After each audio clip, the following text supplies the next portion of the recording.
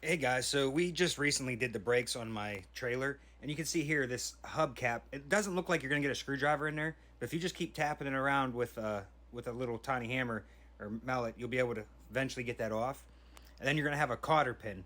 You pull that cotter pin out, and then you pull this twist bolt off, and on the inside there's gonna be a washer and a bearing. You'll have a back bearing on the hub, and you'll have a front bearing. This is the front bearing. You can see these are locked up. I have to go from the back to adjust the brakes so that I can get the hub off. But here's the cotter pin that I pulled out. I'm just redoing this cotter pin. Then you got the twist bolt, and then you have the washer and the front bearing. And I'll show you in a different video how to pack those bearings with grease because it's messy. It's really messy. This is messy, but at least I could use one hand to hold the camera.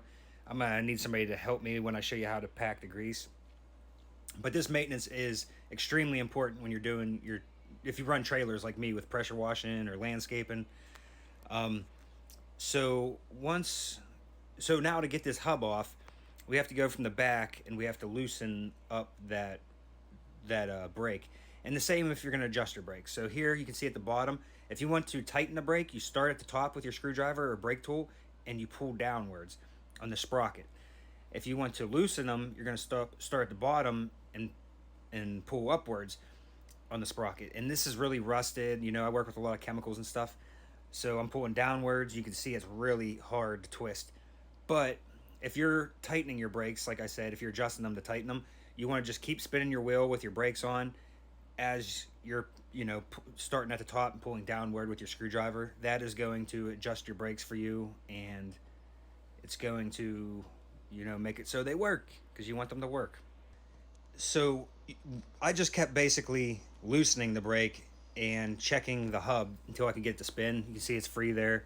So I pulled it off, and not only were the brakes locked up, but the magnet, and I mean, I haul a good bit of weight, so I really need to take maintenance serious.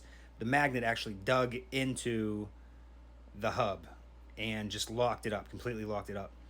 And you can see here, we just cut the lines off. I don't want that. I was told to not run the lines through the axle like the manufacturer had it, so I took that out.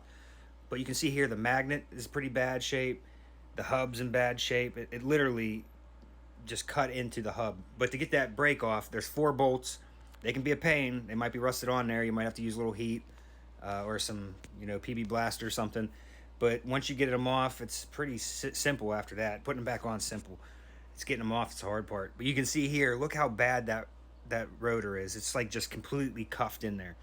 So I had to go ahead and just get a whole new rotor, but I got the wrong size, wrong bolt pattern, so of course I have to take it back now. But you can see this is it with it off. And while you're greasing up, like put grease on all that stuff because it helps with, rust, and it helps with wear and tear. But here's that line how the manufacturer put it in through there. I hear that it likes to rub and cause cuts from vibration and stuff, so I put it on top of the axle. But I guess that's preference. I don't know. But I was told you can't screw this up. So you got 2 lines on the brake. It doesn't matter which one you hook them up to, as long as you get them hooked up good. And I used wire nuts, but you can use, I used wire nuts. I'm not going to go off in a million different directions of how you can wire it together. But I used wire nuts and taped it up real nicely.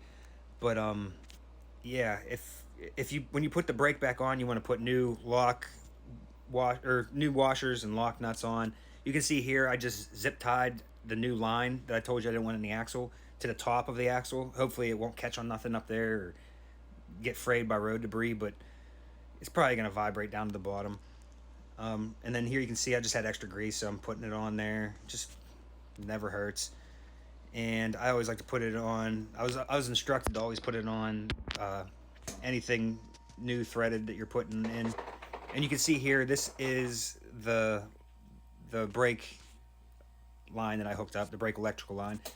And I just simply give myself a few strands of electrical tape up there. I put a little dollop of dielectrical grease inside the wire nut, screw it on there, and then tape it the same direction. Easy peasy.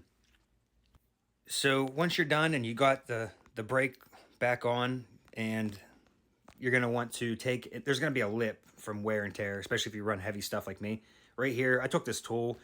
You could use a grinder, I guess. You just got to be careful you don't nick it up too bad.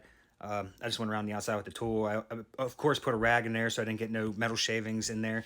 And then you just put it all back together, and bada bing, bada boom, you're ready to rock and roll. Oh, adjust your brake.